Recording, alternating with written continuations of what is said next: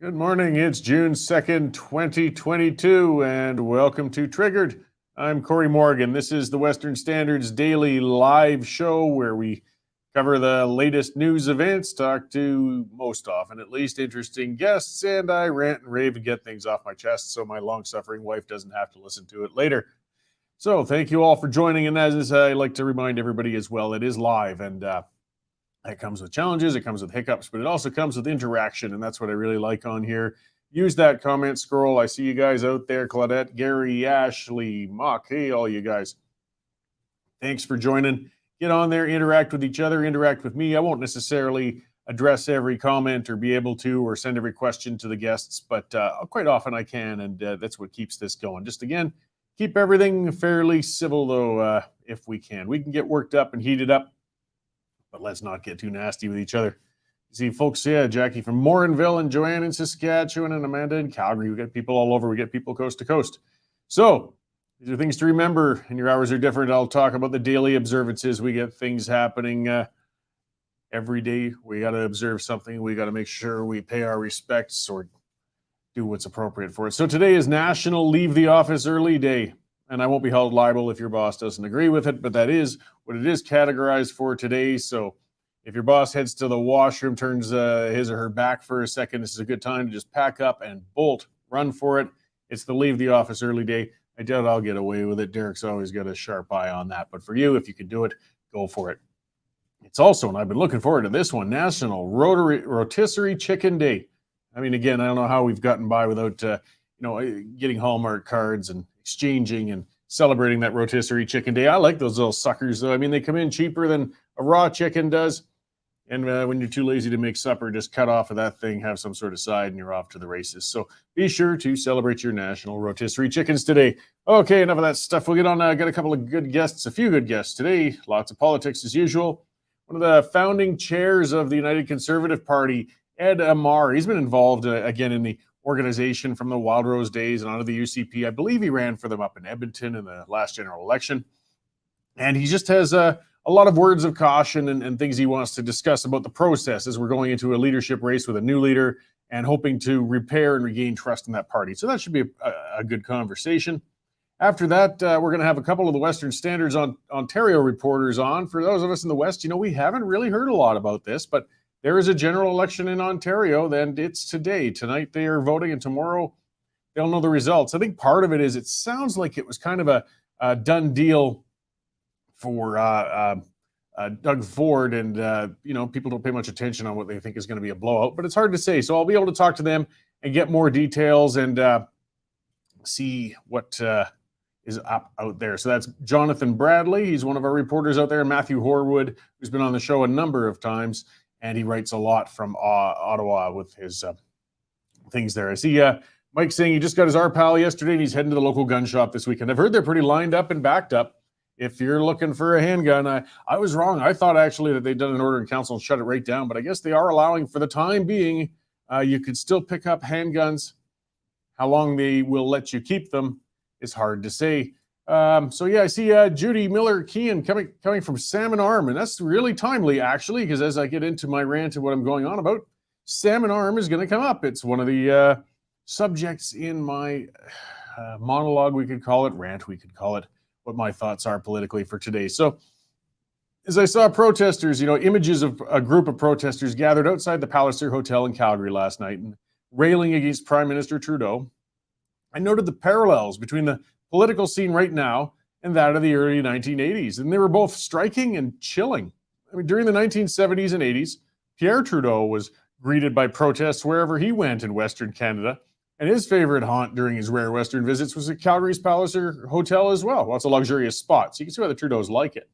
And protesters would gather outside of there when Pierre Trudeau was there every time, as you can see in that picture. Now, while legacy media and defenders of the Canadian establishment like to pretend that vitriolic, heated protests are some sort of new development, they've happened many times in Canada, and they were clearly happening 40, 50 years ago during Pierre Trudeau's tenure as Prime Minister as well. Pierre Trudeau never lost an opportunity to display his contempt for Western Canada. In 1982, protesters were waiting for Trudeau at Salmon Arm, BC, and Pierre responded to them as they protested by smiling, giving them the middle finger and then pulling down the shade on his luxury train car. It's henceforth been known as the Trudeau salute. More protesters waited down the line and they hurled tomatoes at Trudeau's train as it passed into a tunnel under Rogers Pass, BC. So again, let's not pretend that this sort of kind of protest is new or anything. It just seems that it only comes about really when we got a Trudeau in power, and we've had them in too many times already. In the late early 80s, Canada was an economic basket case. Inflation was running rampant, interest rates were constantly being raised by the Bank of Canada, and energy prices were going through the roof. Sound familiar? Pierre Trudeau was coming off of the dismal failure of his wage and price control policies in the late 1970s, and he was desperate to find a way to ease the economic suffering in central Canada.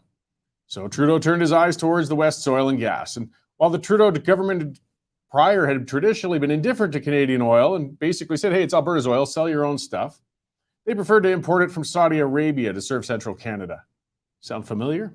With world oil prices skyrocketing, Trudeau suddenly declared Alberta's oil to be Canada's oil, and he imposed the National Energy Program.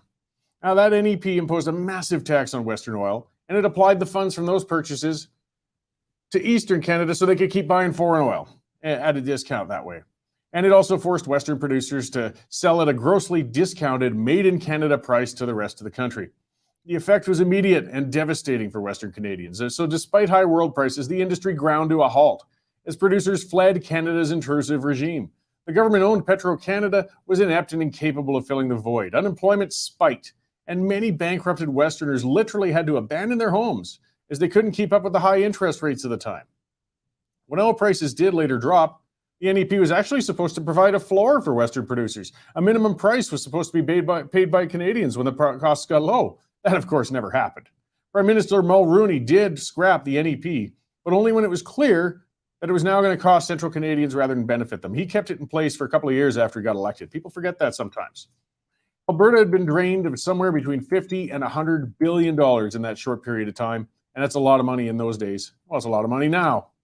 We'd been ridden hard and put away wet by the central Canadian leadership. We were left with a broken economy, half-built buildings in downtown Calgary, and a loathing for the Liberal Party that remains even now. Fast forward to today, and we see rising interest rates, unchecked inflation, and high energy prices while Trudeau is Prime Minister. Guess what's going to happen soon? Justin Trudeau is a pale shadow of his father in gumption and intellect. His insecurity, considering this, though, has led to an increasingly authoritarian approach to governing. He wants to be respected, but he doesn't know how to be. He desperately wants a legacy that would make his dear departed dad proud. And entrenching a new national energy program would give him that. Justin's invocation of the Emergencies Act is proving to be an embarrassment, as opposed to his father's invocation of the War Measures Act, which was applauded by many people. He needs something else. Justin, I think, could try to succeed where his father failed in pinning down those uppity Western Canadians and their oil. And Jagmeet Singh, of course, would happily support him in such a move. Never mind that the last NEP was a complete catastrophe and failure, and nationalizing oil is always economically disastrous. Justin Trudeau's the Prime Minister who said budgets will balance themselves. He won't understand nuances of economic policies anytime soon. He's driven by spite and desperation for a legacy, and it's painting a big red target on the back of Westerners right now. Rest assured, he won't sit by and let the West continue to generate budget surpluses through oil and gas while central Canada slides deeper into the hole. Hold on to your hats, folks. The West's oil is soon going to become Canada's oil again under another Trudeau. History is repeating. This time, though, when it happens, we'd best be ready to use the only tool that can defend us, and that will be an eventual referendum on independence. That's what's got me going today. And yeah, like I said, the memories just flooded back in when I looked at the news and I see people protesting outside of the Palliser, and there is a Trudeau in there. I mean, that it really is creepy almost how much these parallels are going. Everything from the interest rates to inflation to the high energy costs to a Trudeau, again, who likes stepping on civil liberties through the invocation of, in his case, the Emergencies Act. So I don't see why he won't come for it. You know, as they keep suffering in Quebec and Ontario, as they keep realizing the delusion of, alternative energies, they're going to look at us. They're going to say, look at all the money those greedy Westerners are sitting on. That's unfair. We got to take our chunk of that. We got to level the playing field. All right, well, let's get on to other news and check in with Dave Naylor, who's showing off his over-the-pond pride over there for the Queen's Jubilee. God save the gracious Queen. No, I won't force viewers to listen to too much singing, but it is the big day, the big kickoff of the Queen's 70th Platinum Jubilee today. And what scenes of pageantry we had in London this morning, and unbelievable. Nobody does pageantry like the Brits, Cory, even old curmudgeonly Canadian like you can admit that. So our Amanda Brown has got a wrap up on the website already on what's happening across Alberta. There's things happening all over the province in celebration this weekend of the Queen's Platinum Jubilee. So check it out and maybe indulge in a celebration or two. Other stuff we've got on the website right now is those wacky guys from PETA. They've written a letter to Kevin Costner saying, hey, please don't come to the Stampede as parade marshal, because Stampede does nasty things to animals. Well, it's utterly ridiculous. Nobody looks after their livestock better than the Stampede. We've got a really good column from Dave Makachuk on the site right now. There was reports yesterday that Chinese fighter pilots were buzzing our one lone Canadian aircraft out patrolling around North Korean waters. And Makachuk's column basically talks about the sad demise Canada's standing in the international world. We're no longer sort of considered to be invited to the table. It's the Brits, it's the Australians, and it's the Americans, and nobody wants Canada on their team. So it's a very good and very, very sad read. Our Matthew Horwood in Ottawa has done a story on Bill Garneau. You'll remember him as the, disgraced former federal finance minister after the WE scandal. He had a speech last night saying he's kind of worried about the direction that Canada's going financially. So that's very interesting.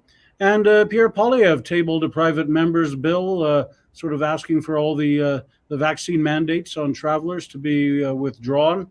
Sadly, Cory, you know what happens to most private members' bills. They get absolutely nowhere. And our Mike Thomas has got the May MLS report on Calgary home sales, cooling a little bit, but still throbbing along nicely. So that's what we've got up at the moment. Our glorious leader, Prime Minister Trudeau, is at this moment out on the Siksika lands, handing out $1 billion or more to settle a land claim there. So our Amanda Brown is covering that, and we'll have that up on the website shortly too, Cory. Yeah, it's funny you bring that up. I have a poster I've had since I was a kid in Banff that was from Banff Indian Days, which used to be held, some people might remember, way back. It was a tradition for decades and decades.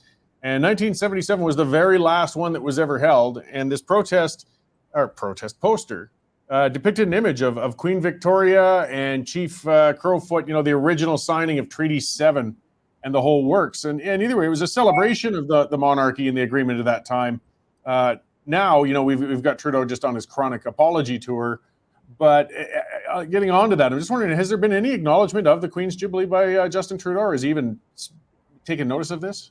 No, not really. In fact, his government has turned down the opportunity to hand out Platinum Jubilee medals to deserving people. A few provinces have gone ahead and done their own, but Trudeau nationally turned it down. So I guess you can tell where his mind is. Yeah, well, unity, pride, and outside authorities aren't things that he likes much in this nation, I'm afraid. No. And if you don't mind, I'm going to be sneaking out early, go get some Swiss chalet. Okay, perfect. Well, that's covering 2 observances with 1 stone. Now, that's efficiency if I've ever seen it. And there you go. That's why I get the big bucks. Right on. Thanks, Dave. I'll talk to you later. Thanks, Cory. So, yeah, lots going on. As I said, I was watching that coverage of it a little bit on one of the newsroom TVs there with the CBC with Justin Trudeau. I think it's $1.3 million or $1.3 billion he's given to the Siksika Reserve. That one's the one just east of Calgary. It used to be called the Blackfoot Reserve. That's the one I'm speaking of that had that depiction on that poster I have at home. I had it hanging in my bar for a long time. It's one of the few things I took from the bar and kept home. But it's over some land apparently that was taken that was outside of the treaty.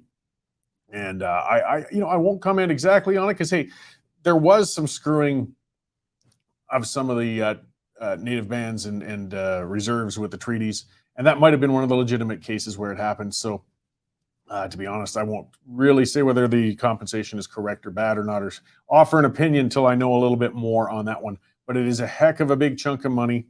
I've been noticing how strange it is with how prolific Trudeau has been. I was speaking of such on Twitter, just that he seems like he's in campaign mode. Like, this is a guy that typically doesn't like doing Western Canadian appearances. I mean, he's not welcome out here. That's pretty clear. Protests follow him everywhere he goes. I mean, usually a leader, a prime minister shows up somewhere and it's with a bunch of attention and flash and so on.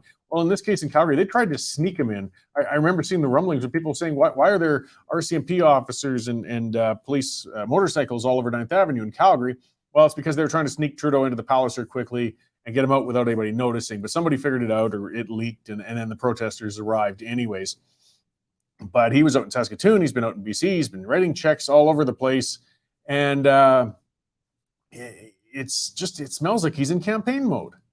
I don't know. I guess when you have a minority government, you're kind of always in campaign mode. You never know when it's going to go. But for the people who think that his union with Singh is going to last all the way till 2025, I got a bridge to sell you. I don't think that's going to happen. There's no way they're going to hold it together that long. All they're doing is waiting for the right opportunity, either for the Conservatives to fall flat on their face and drop in the polls, or for the Liberals to surge for one reason or another, and that they will pull that pin in a heartbeat and send us back there. Steve Rutherford saying Gondek wants a climate change tax for Calgary. Yeah, well, she wants to spend, I mean, as I was covering that yesterday, a crazy, what was it, $87 billion on a climate change plan in Calgary. $87 billion in one city, a city where, again, as I said, probably less than 1 million of them are qualified as taxpayers. We've got a lot of seniors. We've got people who just don't work, don't have incomes. And of course, we have a lot of children.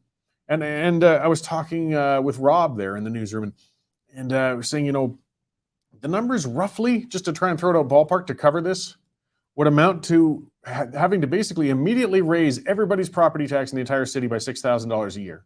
So $500 a month for every house in the city.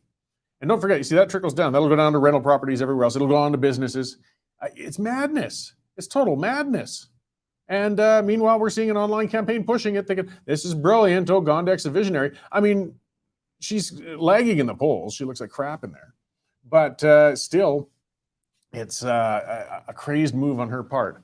Something I forgot to mention, I guess, or I will get to mentioning anyways, is just that reminder as we see all of these stories coming up, as Dave, writing and, when he's not waving his flag and eating spotted dick and whatever other strange English traditions they have over there. He's writing stories or he is editing stories from our many reporters across the country out there. And the reason we have so many and we're covering so much stuff is because of you guys who have subscribed. Subscriptions are what drive us. We qualify for tax dollars. We refuse to take them. We won't take them. This way, we are accountable to you. See, the bottom line is you always will dance to some degree with who brung you, right?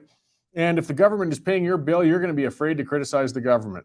If the subscribers are paying your bill, well, I mean, I might critique my subscribers. I mean, you guys have seen me yell at the commenters now and then, but all the same, we appreciate them and we move to fill what you guys want to read and hear about with news. So subscriptions are critical. It keeps us independent. And for those who have subscribed, thank you very much. We really appreciate it. It helps us keep the gears turning. And if you haven't subscribed already, guys, get on there, westernstandard.news/membership.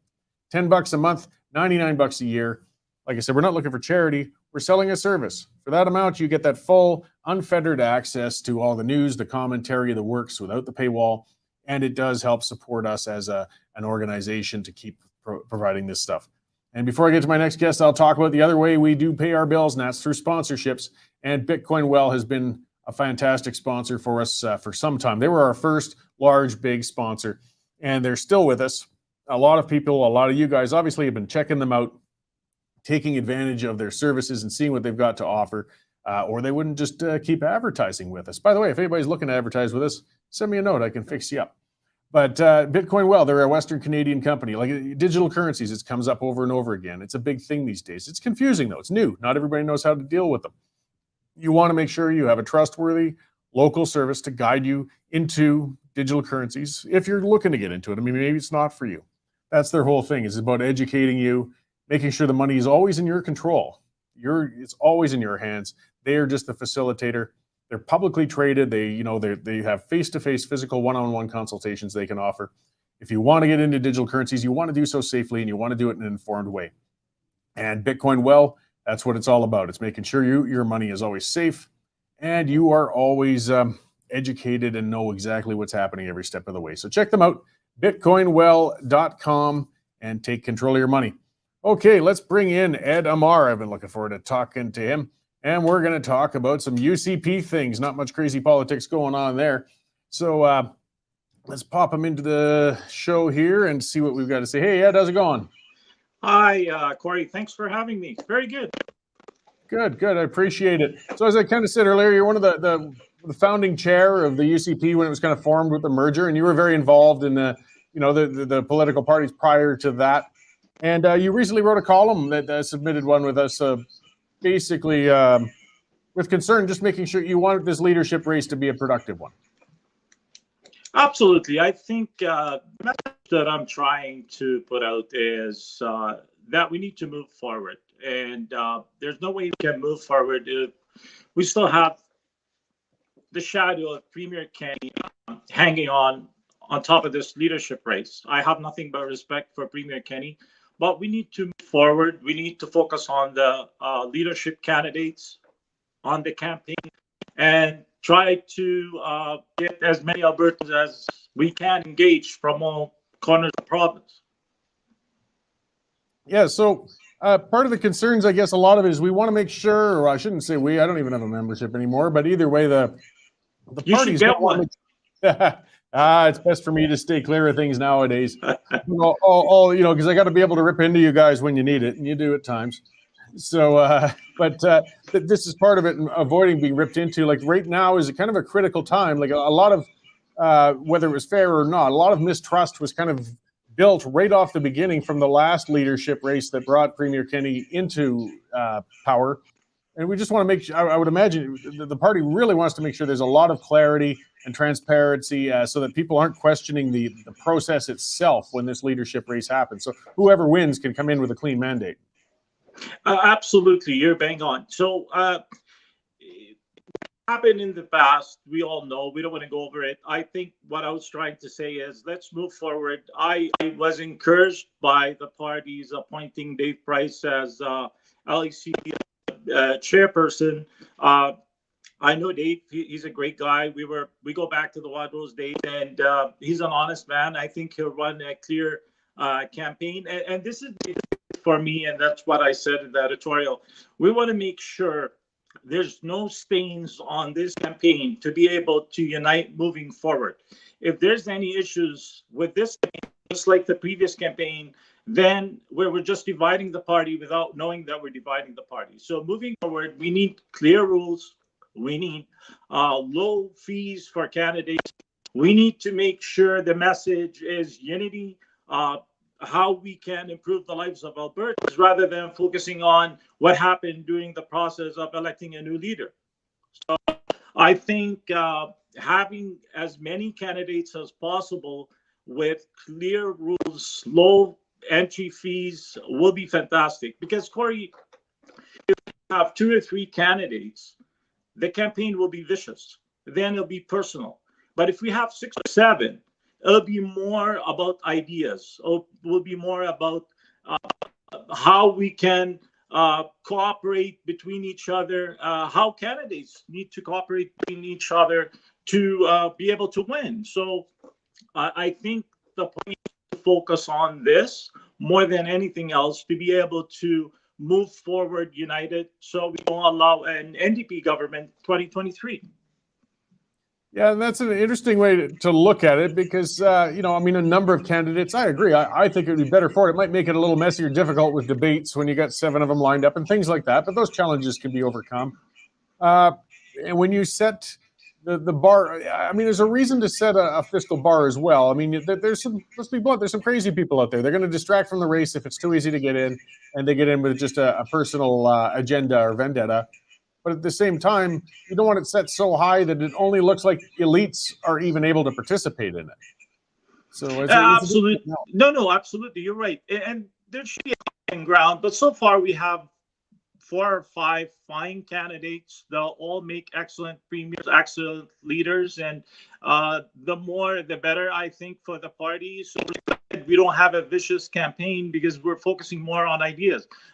If you look through the list from Daniel Smith to Brian Jean to Travis to Leila to Todd Lowen, they're all excellent candidates. They'll make great leaders. So we shouldn't set up, like when we started the leader, the first founding convention, we set the bar too high because we didn't have any money in the bank account.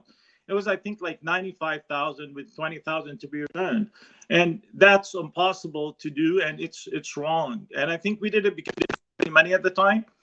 But instead of having 3 candidates of 75,000, you can have 7 candidates of 30,000. You'll have the same amount of money, and not everybody can come up with $30,000. Anybody of the 5 or 6 that are already planning on running, we shouldn't ask them to cough up $75,000 because that's not right to do. Well, that's it. And the party will get a return on it, assuming that the candidates are serious. I mean, hey, it's still not casual. I know I don't know about you or yourself, but I mean, I wouldn't cough up 30,000 on something casually. That's still, I'm going to be pretty dedicated if I'm investing that much in something, or supporters are as well. There's usually a bar calling for a certain number of signatures from members or things such as that. So you have to have some ability to ground organize. You're not just going to cut a check and jump right in. And if you have that number of candidates, even with a lower entry fee, presuming they campaign like crazy for a few months and sell memberships like mad, the party should get a lot of return back on that anyways, because they're selling absolutely those. Right. So that's one way. And then when it gets onto the management of the race itself, I think kind of it was hard to do. We saw in the federal race, as you said, they've been very vitriolic. One of the challenges, though, was the very first debate. Now, that wasn't held by the party itself. That was held by the Canada Strong and Free. But it kind of really set things off on a bad tone. I mean, it was very vitriolic between Charest and Poilievre, and it sort of set the tone, I think, for the following month and some we've seen since then. Like, how can the centralized party manage to try and keep this reasonably civil while still not, cracking down too hard on an open race? Well, I honestly, I think sometimes we put too much weight on debates, whether it's on a leadership contest or on provincial campaign. I'm not diminishing the value of debate. But what I'm saying is the debate is a part of it, but it's not all of it. And it should be managed. It's fine. I think it helps. The advantages of having 6 or 7, you have hard time managing it is far exceeds than having 2 or 3 and just start to have personal attacks rather than. And you know what? All of the candidates running are good friends of mine, and I value all of them, and I think we'll have a great campaign moving forward. I'm very optimistic about the future of the party and the future of the province. And we just have an uptick of 8 points 2 weeks ago, and we have a lot of work to do. But I think we'll move forward united. I call on the next leader, no matter who that leader is, to invite every other candidate to the first cabinet coming September, October, and just gear up to 2023, because the last thing we want to do, Cory, is hand the province back to the NDP. And we all know with the oil revenues, we're going to have about 23 million surplus coming next budget. And we need to make sure we're fiscally conservative and just doing the right things. And we can't afford to go back. What we have accomplished as a party is great. People diminish the fact that we were divided and the NDP in power. We're in a great position. We need to build on the success and just whatever missteps we had along the way, just learn from and move forward. Yeah, well, and I mean, a leadership race is a real critical sort of thing. I mean, it can either turn into one of the best party building exercises you've had, or one of the most divisive. Like on the day after, whenever this is, it's hoped that there haven't been any irreparable rifts and splits from within the party, because that's when things can really shatter. If things go the right way, the right leader should theoretically and hopefully pull the other candidates together and come from a unified front. Some of the challenge as well, though, is the timeline. An election's only a year away. We're looking at, provincially, so we can't have a long, protracted leadership race going on. It's going to have to be somewhat condensed. What kind of timeline, though, do you think the party can get away with on this? I think by September should be fine. 3-4 months will be good. I honestly think within 3-4 months we should be fine. We can move forward. If the bottom line, Cory, is I don't think timeline is as important as unity. We need to move forward regardless of the timeline. We need to have clear rules in place to make sure that the contest is not stained in any way. We need to have the membership behind the leader, and then timeline will be secondary, I think. But I would think September is fine. I know it coincides with Conservative Party of Canada leadership, but I don't think it's an issue. So you're based up in Edmonton, and that's an area that's traditionally very challenging for conservative parties, particularly the UCP. Again, a leadership race might provide an opportunity for some organizing up there, actually. And if you get a local candidate, or even ones from outside of Edmonton, working the ground up there. But what do you think the UCP needs to do to endear itself to people in Edmonton? Like, it's a challenge, and it, it would certainly make the next election look a lot brighter if they had some good strength in Edmonton going into it. Yeah, and the challenge in Edmonton, it's a tough one, and I think the new leader needs to put a strategy in place. If we lost Edmonton as Conservative back in 2012 with the Progressive Conservative Party, and then the Wildrose came in, and we had that Lake of Fire comment, and then after that we have Lake.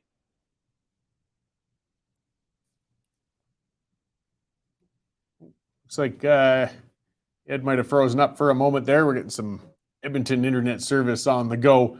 But yeah, he was talking about some of the challenges that have happened in past Edmonton campaigns up there.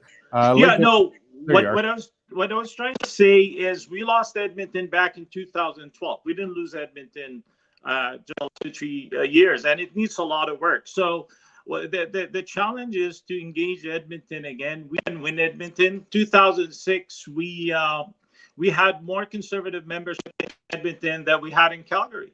And I'm personally not running next election, but the last month I've been working hard, contacting a lot of people, hoping that they will run. And no matter who's the next leader, we want to make sure that Edmonton has 4, 5, 6, maybe more MLAs at the table that can be in cabinet. The other thing that we can do, we want to make sure that the NDP don't take Edmonton for granted and take their battleground to Calgary, because if they need to contest their nominee, if they feel that we're strong in Edmonton, it's going to ease off some of the pressure on our Calgary MLAs, where we can at least comfortably form government. So we want to make sure not to take Edmonton, the NDP take Edmonton for granted. The next leader has quite a bit of work to do here. Well, it's going to be an interesting run. I mean, the names are really starting to pop forward, some interesting ones, and some of the expected ones, and we'll see how it all irons out. It'll give lots of fodder for us to cover at the Standard for the summer, and for yourself as an activist to watch and take part in. So thanks you very much for writing that guest column. It's on the westernstandard.news there from Ed Ammar, and for coming on to talk to us a bit today about what you feel they need as the race progresses. Thank you so much. Thanks for having me. All right, then. Thank you. So that was Ed Ammar. He was one of the founding members of the UCP when it was merged and put together initially. And he's still, as you can see, he likes Premier Kenney. He understands the time is past for him, and just wants to see as productive a race coming out of this as possible. Some of the comments, and yeah, it's difficult. There's a lot of mistrust with the UCP. There's a lot of people unhappy with them. They got their work cut out for them. Actually, Shirley was saying, when will Kenney be permanently gone and interim leader be selected? Kenney is determined to stay on until there's a new leader. Maybe that'll change before then. I should have hit that with Ed as well. That was kind of said in his column. He felt that for the sake of unity, it'd probably be better if Kenney just stepped back and moved aside and let an interim leader come in. Maybe that'll happen. I'm just throwing a guess. It's totally unfounded, but maybe that'll happen once the closure for entries is done, because then you're not dealing with shuffling cabinet anymore. You know exactly who's running, who's not running, and then you can step aside and let somebody else take over the show because you know who's there. Something Dave brought up, I think it was, but he also pointed out that Jason Kenney is a very observant Catholic, and the Pope is coming later, and he just wants to hang on for that one opportunity to meet with the Pope, a bit of a personal interest rather than political, I guess. I don't know. It's speculation. It could be for people that dedicated. It's a rare opportunity to actually get one-on-one time with the Pope himself, I guess. So that could be a motivator too. There's a lot of things to be read in, but it's going to be, we're going to see what happens over this next few months, see who enters. Some of those names popping up, interesting, Michelle Rimple's kicking tires on it now. Some cabinet ministers are, Taze looks to be, kind of a steady candidate, though an establishment one. So we'll see what they make of it over this next few months. I don't know. I'm not on a side. I don't have a membership anymore, and I won't.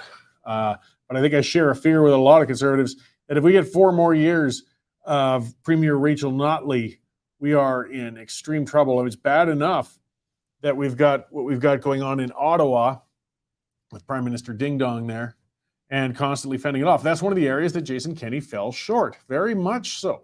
I mean, he was talked big with Ottawa, but acted weak. It was always talk and no action. And there's something that was, point to another publication, but it's fine. Don Braid, he's written forever. He's a well-established, respected political writer in Alberta. In that, Kenney infuriated the base again because he still keeps talking, saying it's just crazed anti-vaxxers are the only reason his leadership was lost. That's not the case. There was a whole lot of people got tired and upset with his leadership for a number of reasons. And his being in and out through the pandemic didn't do him any favors. That's for sure. He tried to play to both sides, and he lost both sides is what happened. I mean, he tried to be the most reticent premier of them all and imposing mandates, but in doing so, he made a lot of big promises, saying that there's never going to be a vaccine passport and then bringing in a vaccine passport and things like that. And he just lost strength on all those fronts. But then outside of the pandemic, as I said, Albertans want somebody to stand up to Ottawa. They want somebody to protect our rights out here. And he hasn't done so. The Fair Deal panel, a lot of time was invested in it. A lot of people were optimistic about it. And virtually none of the recommendations of the panel were really taken terribly seriously. We're nowhere closer to a provincial police force, even though the people attending those wanted to see one. We're nowhere closer to a provincial pension plan. None of it's getting done. We held a referendum on equalization, okay. And what's been done with it since, though? Nothing. It's just another action. It's another letter to Trudeau, and he didn't even write that, I don't think. So, all bluster, no action there. And I think a whole other big part of it with Premier Kenney was just internal leadership, leading his own party, keeping his own supporters with him, confident in him, and even within his own caucus. And that's something I don't think, again, I've talked about that before. Some people have that and some don't. And I don't think Jason Kenney has it. But to keep shooting out at the members who said they want him out, I mean, come on, Kenney. You barely got over 50% support. You're saying half of that party is crazed anti-vaxxers. That doesn't help. As some other people are pointing out, if you want to, unify that party, it's not going to help when he's in there still shooting at a big segment of the members right now as the interim leader. Maybe if he was a former leader, that wouldn't be so bad. But that seems to be out of our ability. It was a 6-hour caucus meeting when they tried to decide if Kenney was going to stay or go. It was obviously very emotional. Brian Jean apparently had quite the blow up there, as we wrote about. He was even threatening to take Shane Getson outside and get into a fight. It really, instills confidence on that caucus and the people running to lead it. Steve Ruthven saying the Fair Deal panel was a good deal for Albertans and killed by a staunch Federalist, Jason Kenney. Yeah, I don't know, these bait and switches. And the Federalists, they really know how to undercut. As I said at the start of this thing, as we watch, Trudeau Jr. is going to come after our energy. You know it. He's going to come after our money. There's a big pool sitting there. He wants it. He wants it. He wants it for Central Canada. And when he does, I don't see anything shy of an independence movement, a real one, a strong one, a solid one, stopping this, or at least responding appropriately to it. Now, I led the Alberta Independence Party back when I was 29 years old. And we got slaughtered at the general election by Klein. But one of the things that really castrated us is we were gaining a lot of steam, for those of us who remember back then, going into the 2000 election. was, of course, the rotten behavior of Chrétien with the Liberals and so on. We were doing great. We were getting some momentum. We were establishing. And suddenly, Stephen Harper, Barry Cooper, and Andy Crooks, and a whole number of other conservative intellectuals, I think Ted Morton might have been one of them, wrote what was called the Firewall letter, or the Alberta Agenda. And it called for RCMP and a pension plan and, taking on our own Medicare and collecting our own taxes, a whole number of items, the same things from the Fair Deal panel. And our support just started to plummet. People said, oh, look, we don't need the Alberta Independence Party because we've got these guys. They'll fix it. They'll fix it with this Alberta agenda. We don't need to go that route. Well, Harper's had a majority premiership since then. He didn't do anything about it. I don't want to fully lay blame on him. The bottom line is you can't. If you're a prime minister and you try to bring in something like that or help something like that from a province, you'll lose Central Canada and you're out on your ass. Though he did end up losing and was out on his ass anyways. I think they meant well when they released it, but it killed us. It sucked the support right out of us. Now, I still strongly support all of the things that they talked about with the Fair Deal panel and with the Alberta Agenda way back 20 years ago. But don't look at them as ways to fend off independence. Look at them as ways to move towards independence. Because right now, if we held a referendum tomorrow in, say, Alberta, where it's probably strongest, who knows, Saskatchewan's getting pretty strong independence-minded out there too, it would get slaughtered. It would get slaughtered. We wouldn't be, you'd be 30% at best. Like, take it from a guy who's run on that platform a couple of times within this province. Like, it takes a lot more. So how do we get there? And some of those steps getting there are in the Fair Deal panel recommendations. They're in the Alberta agenda from in the past, or even the Buffalo Declaration, which bizarrely came out of Michelle Rempel and some others, and then it's kind of fallen by the wayside. But again, everything has to go step by step. Either way, when it comes to standing up for ourselves, the UCP has been terribly disappointing when it comes to that. And I hope the new leader, whoever it is stronger with it. So let's look at some of the beauties of our federal government. I got some news stories to go through here. Thefts and losses. This is a neat story. At federal departments and agencies, total more than $1.2 million. This is records, incidents detailed by cabinet range from stolen wine at the Department of Foreign Affairs to misuse of credit cards at Parks Canada. I mean, this happens in the private market as well, but not nearly to the type of degree. Private business owners, managers, even directors will chase down this sort of fraud typically pretty quickly before it happens. When it's in government, though, they get away with it and ridiculous things. These are only the things they've found, So as there's an inquiry of the ministry tabled in columns. So detailed thefts and losses totaling $1.2 million. Now, how many people have been charged? None. Some was okay. 20 cents missing from petty cash at the parole board. Okay, that's pretty sad. Not a big concern. But then there was 153,000, almost 154,000 stolen and unauthorized fraudulent use of acquisition and travel cards at Parks Canada. 15 thefts at Parks Canada from $3,000 to $2,000. Either way, these are the guys we entrust with our money. Entrust, makes it sound like a choice, right? We'll willingly send you our tax dollars and hope you spend them to our benefit. Well, they take them from us. We don't have any choice in that bloody matter. And then they take it and they waste it, they steal it, they abuse it. So we got a committee looking into it and exposing all of this stuff, this list. But again, we're not going to get any of it back and nobody's going to be held accountable. This gets back to what I was talking about, though, why we need to, the system's broken. It's sick to the core. I mean, this happens even in a healthy, I guess you could say, democracy or bureaucracy, but not to this degree, and it's only going to get worse. So, let's see. 45 bucks stolen from petty cash in the Canada Economic Development. Okay, and it's not the crime of the century there.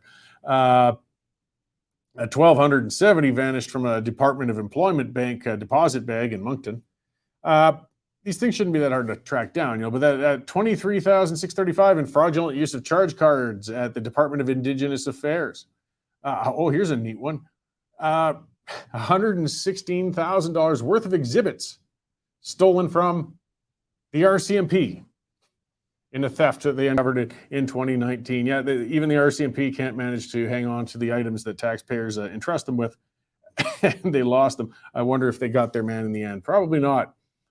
Fisheries, again, another 126,000 in bad credit card use. So here's another one. Regional Relief and Recovery Fund, by Prairie Economic Development Canada. Now it starts getting bigger. 623,000, almost 624,000 in fraudulent claims. You know, when you get emergencies, that's when the scammers come out of the woodworks, unfortunately, whether they're in government or outside of it. They can smell an opportunity to get money, and they do it, and they do it in a big way, and we all get to pay for it. So either way, yeah, it just keeps going and going.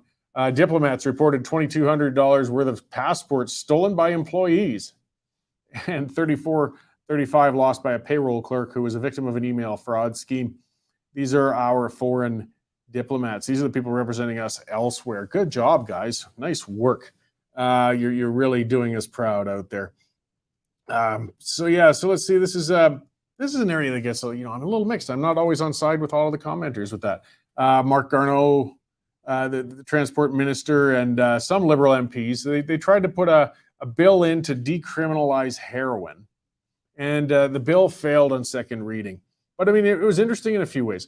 For one, I do like to see open votes. They're rare, that non-whipped votes. So this there was some NDP, some Liberal, but some Liberals went against it, some NDP, and it failed. Okay. I'm not wholly against decriminalizing. So, I mean, that's where I'm saying it's interesting in a couple of fronts. I mean, for one, like I said, it was just good to see they were allowed to vote their conscience as individuals for a change, and they did so. That's democracy. That's the way it goes. But decriminalization, I think people look at it quite often, again, the wrong way. They say, oh, we want to, just totally legalize, let people consume drugs easily, openly. Well, a couple of things. For one, they already are. Get out in any urban streets and get downtown. In Calgary, I offer you right across from the Western Standard office, go out there and stand on the LRT platform and just observe for half an hour. You will observe multiple incidents of drug consumption, and not pot. We're talking guys with smoking something on foils, crap through glass pipes. And if you look in the stairway by the A&W behind there, that's usually where they shoot up. It's a shooting gallery with syringes. It's right there. And they do the deals right on the platform. You will see exchanges.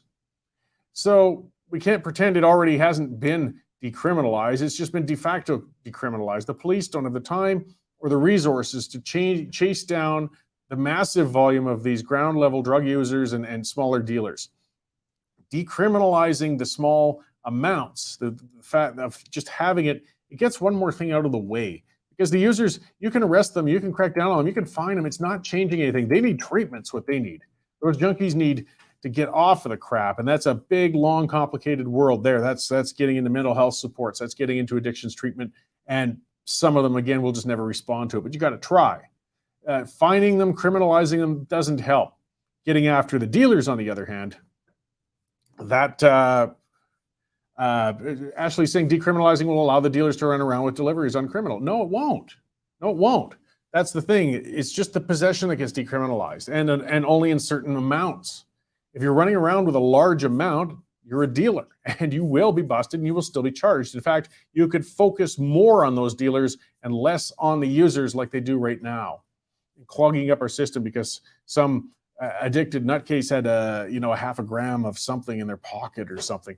I mean, I'm just saying it's a mixed thing, and there's no easy solutions to the whole addiction problem. And maybe decriminalization isn't the solution. I'm leaning more towards it, but I could be wrong. It wouldn't be the first time. And it's open for debate. But I was happy to see that debate actually happen in the House of Commons. And, they're trying to work towards proactive solutions because the current ones aren't working. That's something we can say for sure right now. They aren't working. The addiction levels are going up. The overdoses are going up. I mean, the numbers are staggering. Anybody living in urban areas sees it, the tent cities, the theft, the local crime. It's awful. It's awful. So we got to start having some discussions going a little farther, and just chasing down and trying to bust people for possession of small amounts of drugs. It hasn't worked so far. So I can't see how it's going to work further. And Ashley keeps saying street sales are a small quantity. Yes, but the dealer is carrying a large quantity. They don't just walk around with one bag at a time. Either way, so I'm going to have my guests coming on pretty soon. Let's talk about one of our sponsors before I bring them in, and that's the Canadian Shooting Sports Association. Speaking of going the wrong direction with things, we are criminalizing firearms. We are trying to make it, turn law-abiding citizens into criminals, and that is through constantly changing the status of different long guns, capacities within their magazines. I had a talk with the head of this organization yesterday, Tony Bernardo. about how ridiculous these laws are, how costly they are, and how they are not keeping us any safer. Well, this is a group that's standing up for you, pushing back. They are lobbying the government on your behalf as a firearm owner. And they have a lot of other resources like any association would. As you can see, links to different things on how to hunt safely together or get out on the range or skeet shooting, target shooting, collecting. It's your business. I mean, as long as you're not harming anybody, and law-abiding firearm owners don't, of course, you should be able to enjoy these things. But again, these rights are under threat. They always are. The government wants to take your firearms away. They want to steal them from you.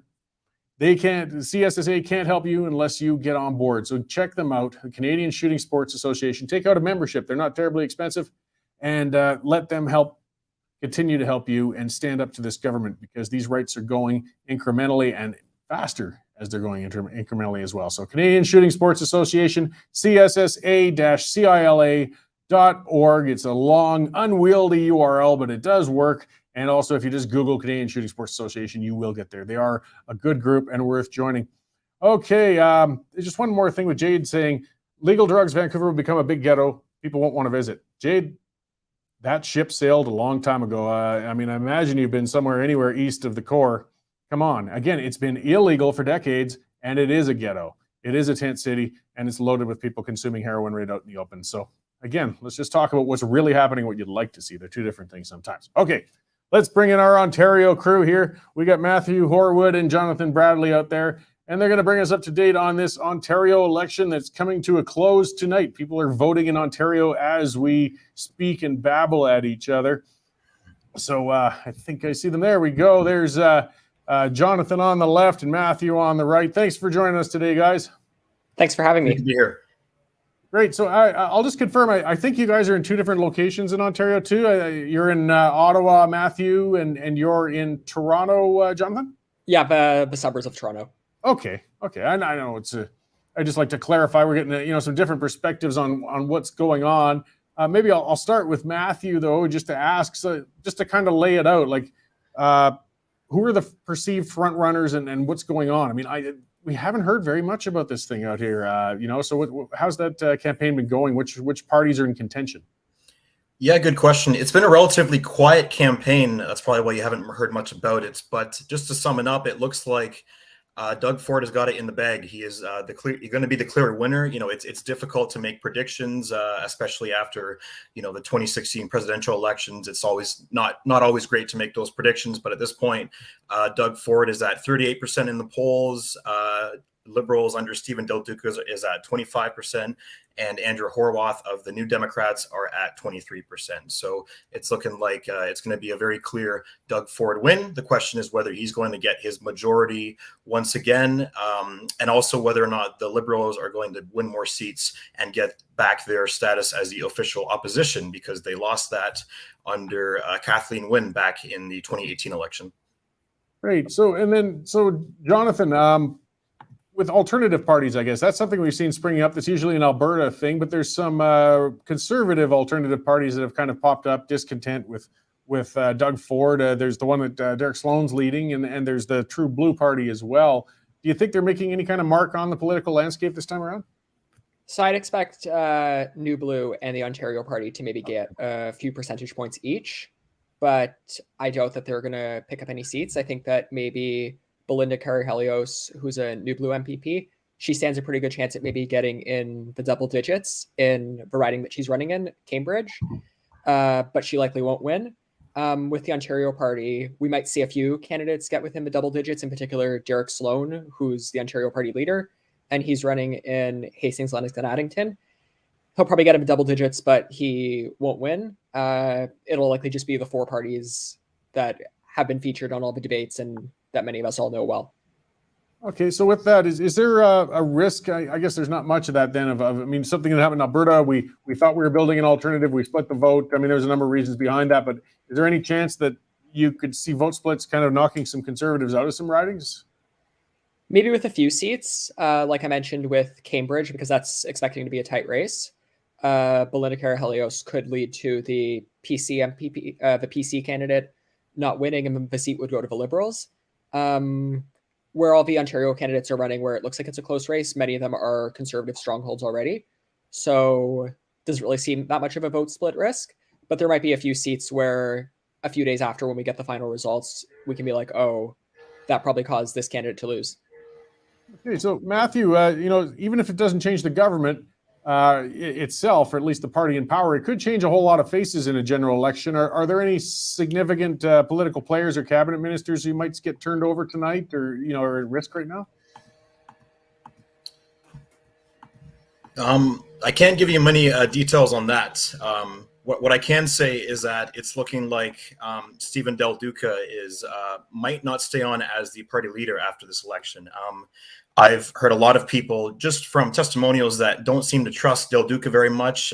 They don't like the way he looks, unfortunately. They don't like the way he sounds. I've even heard him be compared to Dr. Evil just in the way that he looks. So he's trying to go after the seat that he lost in 2018. And it's close polling. It's looking like he might not even be able to get that at this point. So he's saying that if he wins that, regardless of whether or not he wins the election or loses, he's going to try and stay on as leader, but he might be pushed out, especially if he's not able to win that riding.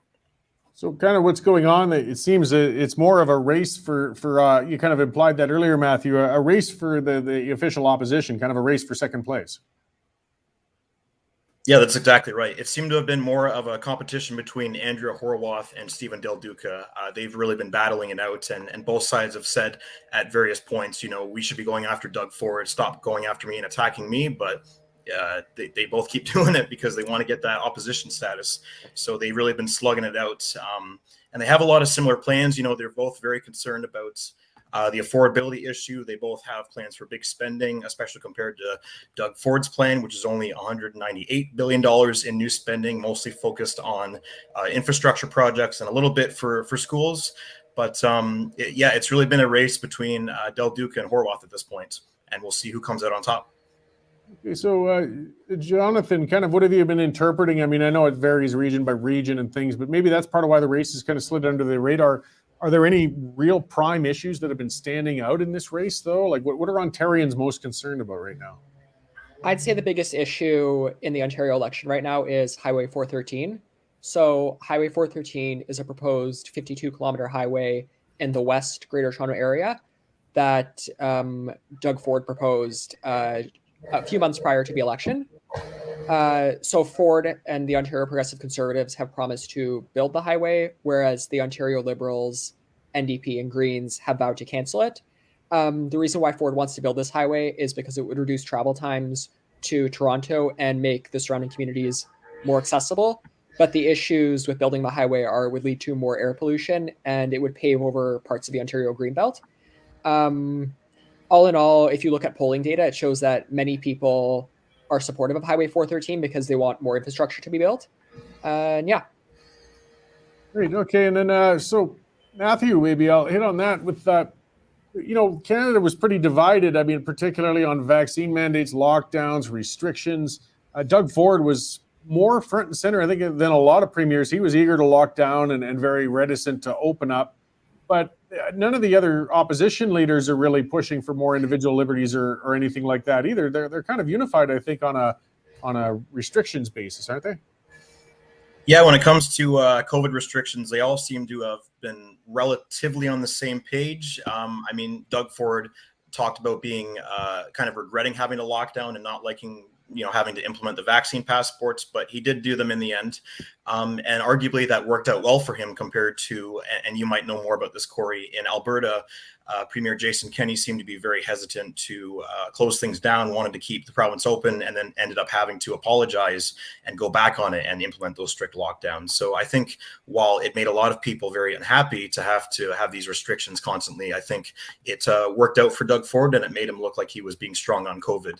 And that was one of the things that Stephen Del Duca criticized Ford about very fervently during the last election debate was how he handled COVID, in particular when Doug Ford closed down playgrounds and authorized police to ask people why they're out, what they're doing away from their home. And Doug Ford responded, well, look, it was difficult. We didn't get everything right, but it's very easy from your perspective to criticize us. But when you're actually in the driver's seat trying to get the province through a pandemic, it's a whole different story.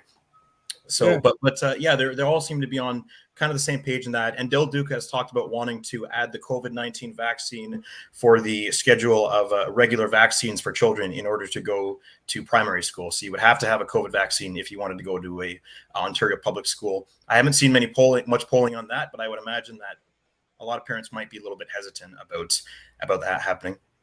Yeah, well, and another area that was kind of interesting, though, I mean, mostly the Greens tend to come from the left, but there's also, I mean, I know from the early times, there's a lot of hippies out there who aren't big on vaccination and conventional medicine and things like that. They made up a lot of the anti-mandate protests. So maybe, Jonathan, is there any wedge where the Green Party is sitting in this election in Ontario? Any spots you think they might be able to win a seat?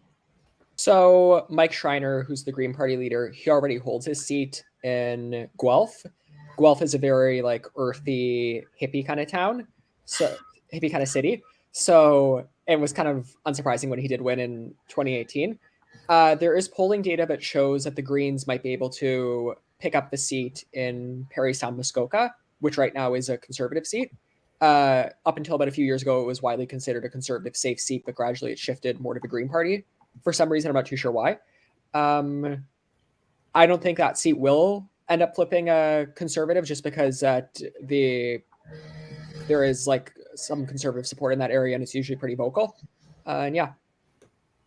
Great. Well, I'll just I'll let you guys finish off with the easy thing. I'll start with Matthew to try and throw out your prediction. What do you know? We're bringing you back on tomorrow again. We'll kind of digest the results and what happened and what it might mean and where it's going. But we're you know, there's nothing to lose in throwing one out there. We do that around here too, and we're usually dead wrong. Where do you think things are going to land tonight?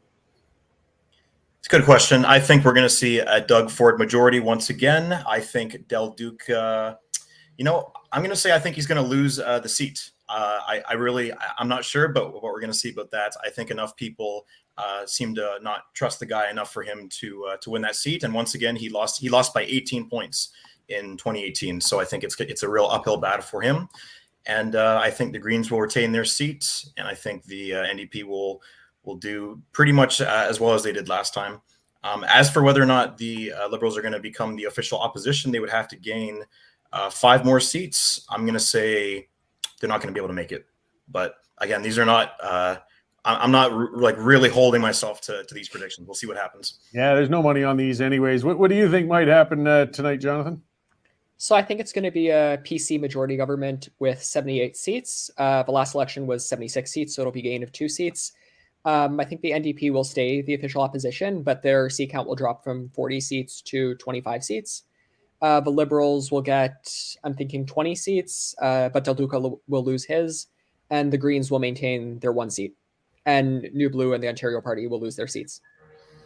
Very well. We'll find out in a few short hours, or well, it depends on how long it takes for those results to come in. It's always painfully so at times. So thanks for coming on and bringing us up to date and for writing those stories in Ontario. I'd just like to remind all our viewers and listeners, we have people out there, and then they've been writing a lot of great coverage on stuff out that way. So let's not forget about that with the Western Standard. So Matthew, Jonathan, thanks. I'll let you get back to watching what's going on with tonight's race, and I'll talk to you again tomorrow. Thank you, Cory. Talk soon. Thanks, Cory. See you tomorrow. So yeah, that's Matthew Horwood and Jonathan Bradley. They both write for the Western Standard. And, you know, again, I'd like to remind everybody, we are, you know, we do some coverage right across the country. We are the Western Standard, but we, you know, hit issues that are national in scope. And I know it's frustrating as well to listen to Ontario coverage, but it's almost like watching American issues too. With Canada's most populous province, you know, the largest province we got going on in population, their election's going to impact all of Canada to a degree, no matter what. So it's still worth watching. It reflects an aspect of the country. It reflects where they're leaning on some things. And likewise, just like with the United States, you know, we don't always want to dwell on American issues, but we can't pretend that American issues don't impact us up here as well, right? Like it's all tied together. So we'll watch that with interest and see what comes out of it.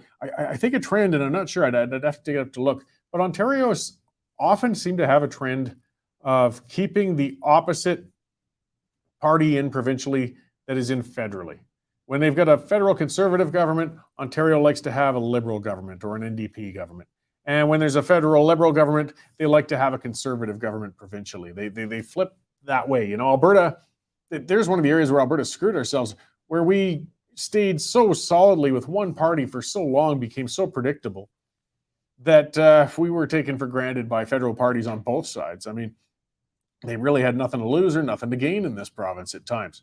So I used to talk about that in campaign events in the past, when the PCs were still in.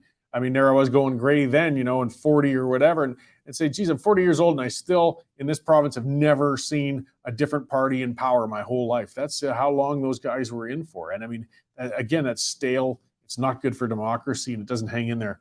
To whatever credit I want to give to Ontario, at least they do turn over their governments now and then. And to a degree, I think it helps. I mean, it seems impossible to always really get good government, but we have to keep trying. I saw a commenter earlier talking about, I'm sorry, I can't remember. I think it was Al Rourke perhaps, but saying that independent candidates are the way to go, and as opposed to the partisan ones. I kind of agree and I disagree, but part of the problem with independent candidates, excuse me, you don't know where they're coming from necessarily. Now we look in the city of Calgary, for example, in our city council, no party involved there. They're all independent, and they're horrible. They're terrible.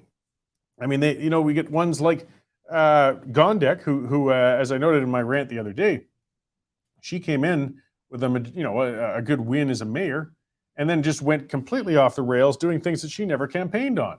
She, brought in this climate emergency and all this lunacy. She's down to 38% support in Calgary, and only a few months after being elected.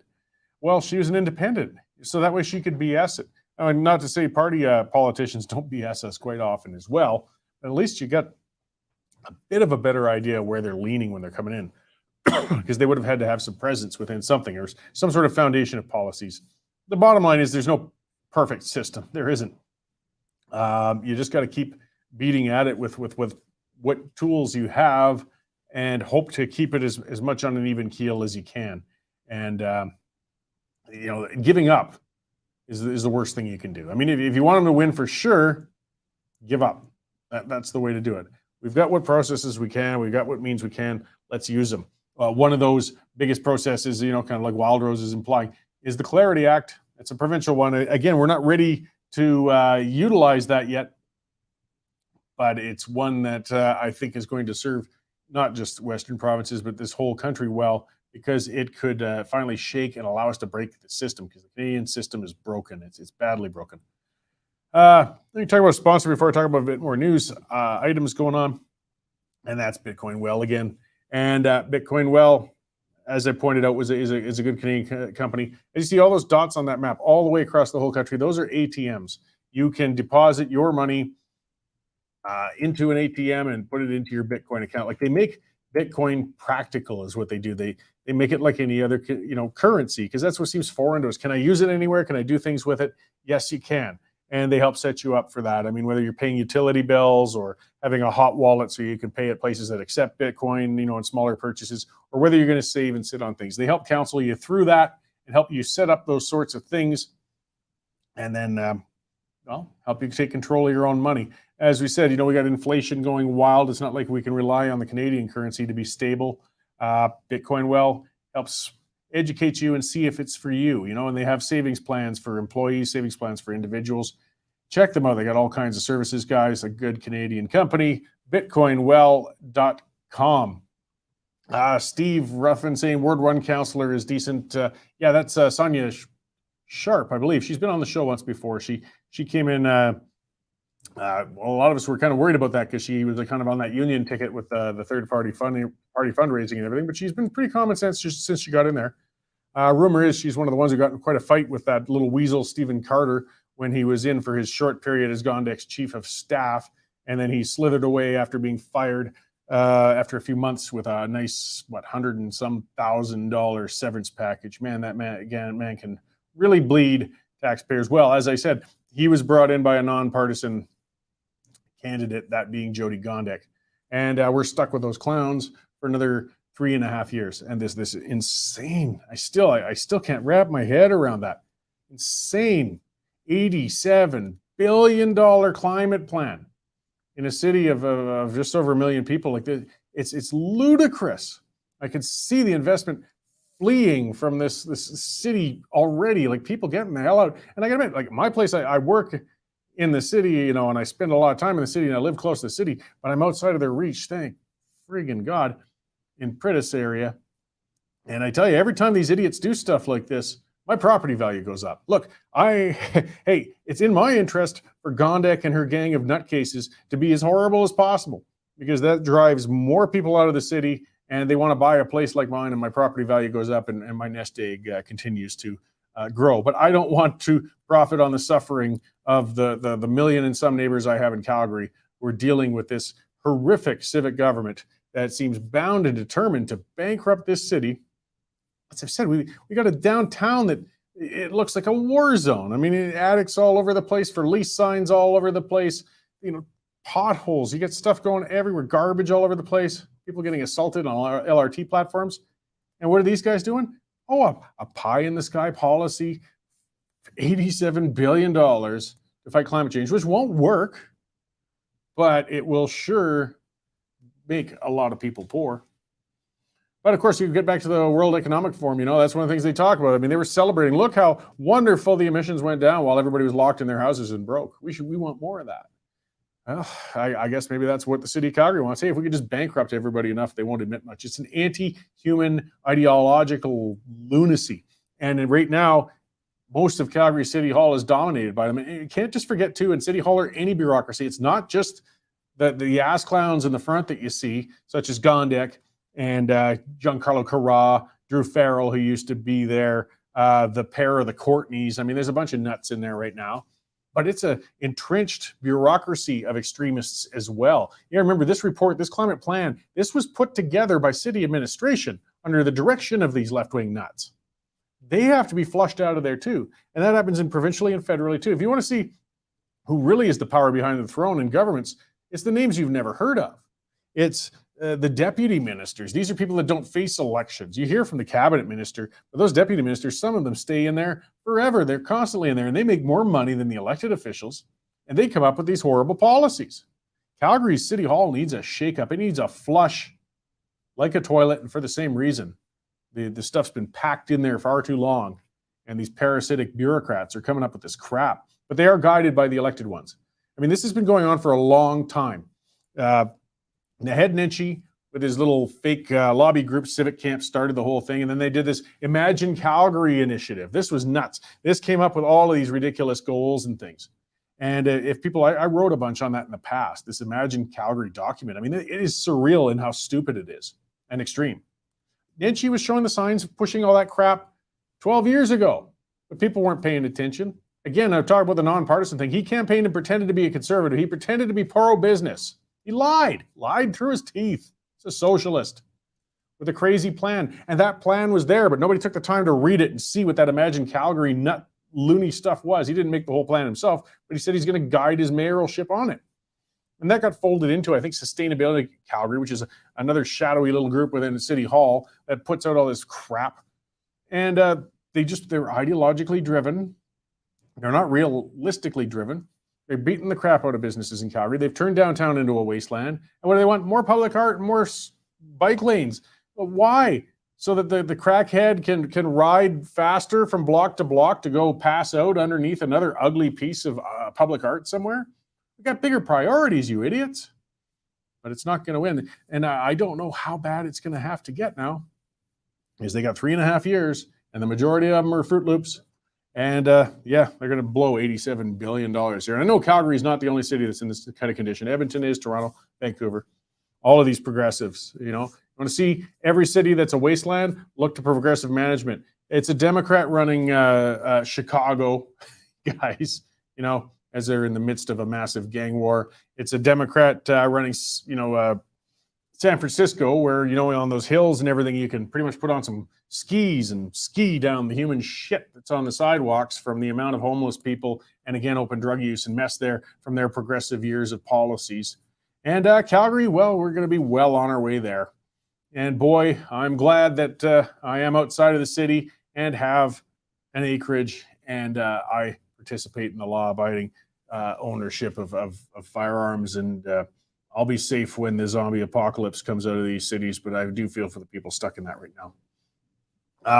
Here's an interesting one too. So yes, this is again, a government using our money, right?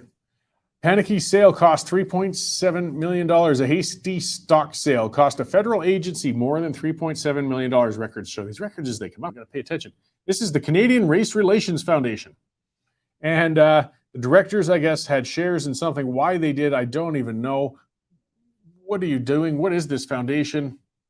But they went and panicked and sold a whole bunch of stock, and they're a federal agency, and lost almost $4 million. I mean, is this a race relations foundation or an investment group? And obviously they're a crappy investment group. I hope they're better with race relations. So why? And so losses totaled $3,785,000. They're sold 48 hours after the World Health Organization declared a global pandemic. But why are these government foundations buying and trading stocks? I don't get it. It's not what they're there for. They're obviously crappy at it.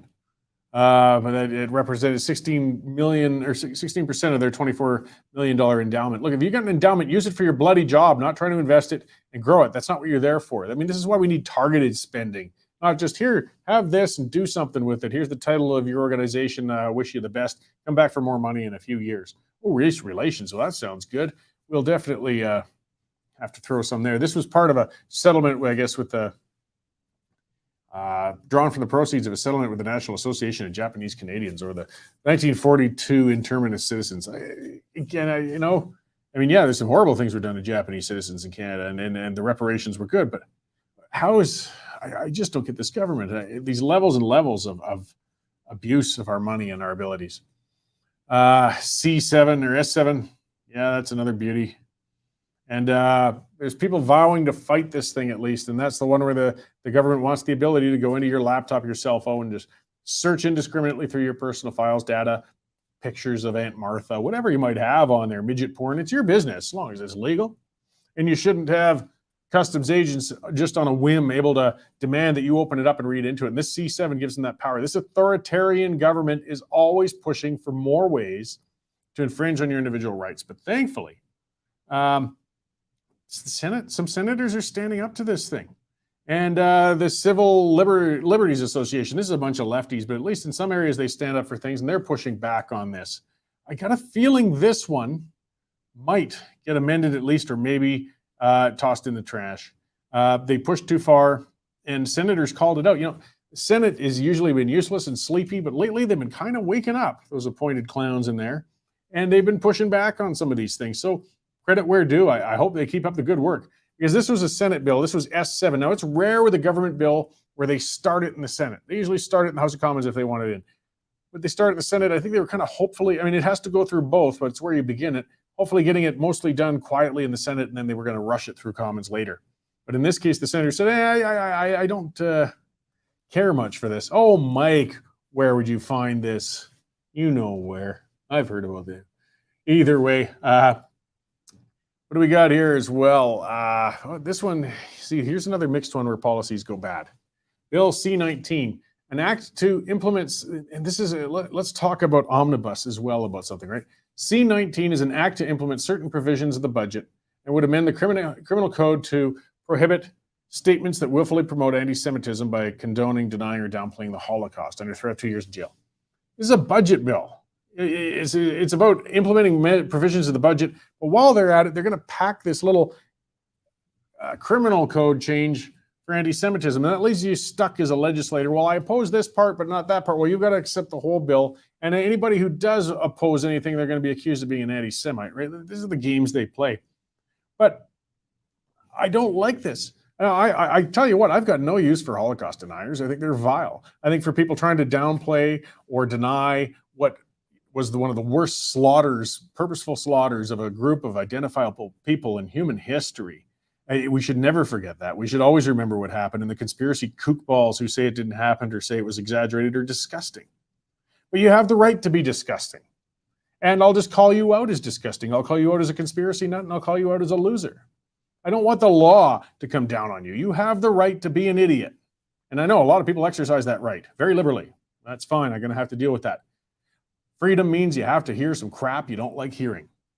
And this is a bad road. This is a bad, bad road. I mean, at what point, where do you stop with this? Different things that you're going to, question in history. I mean, right now, for example, I had Professor Tom Flanagan on the other day. There's a lot of questions now about the narrative of what really happened with residential schools. Maybe in some aspects, as the terms that some people are using is genocide. It wasn't genocide, guys. It was not genocide in residential schools.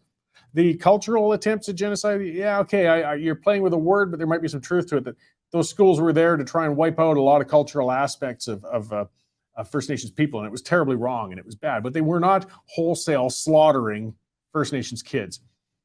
And we're finding out from these exposed possible grave sites, and now we're finding out that most of them were known. This wasn't really that exposed. Well, how long before they put a bill in to say it's illegal to question the history of that? We've declared it a genocide, and now you'll do 2 years if you deny that that was a genocide. The difference is now, with a goofy Holocaust denier, we've got a whole lot of world evidence of what happened in Europe during World War II.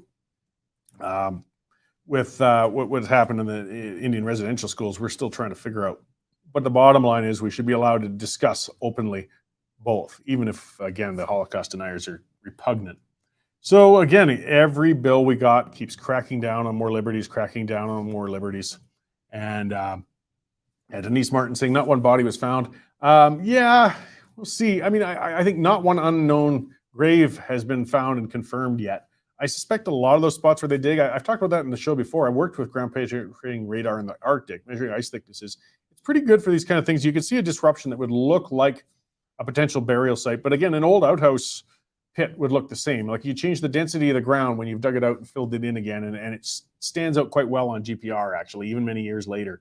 But it doesn't prove what's down there. So you could dig down and find a bunch of old toilet paper, or you could find a body. But a lot of these bodies, most of the part was being found out is, well, yeah, but these weren't a surprise. These were known cemeteries. They just had wooden crosses that degraded and went away, and people had forgotten they were there. So why is the body there? Well, it could have been somebody who naturally died of anything. And it might not have had anything to do with the residential schools. Some of these spots, and again, Flanagan and others have been pointing out, the evidence is there. These were Catholic cemeteries for settlers. It had nothing to do with the residential schools, just happened to be near them. So we've got to investigate and find out more. We've got to learn. That's the bottom line. We got to question them. Either way, we got a government that's just hell-bent on constantly infringing more on our freedoms to discuss and break away from their narrative. All right, well, that's enough out of me today. Join me again tomorrow. We are going to break down. I'm going to have another guest on, but I'm still seeking one out at the moment. But we will have the Western Standards, Jonathan Bradley and Matthew Horwood, on yet again to talk about the Ontario election, because we'll know what actually happened on it. And of course, I'll have stuff to rant and rave and go on about it as usual. And we'll talk about what other news stories are happening. So thanks for joining me today, guys. I will see you tomorrow at 11:30 a.m. Mountain Standard.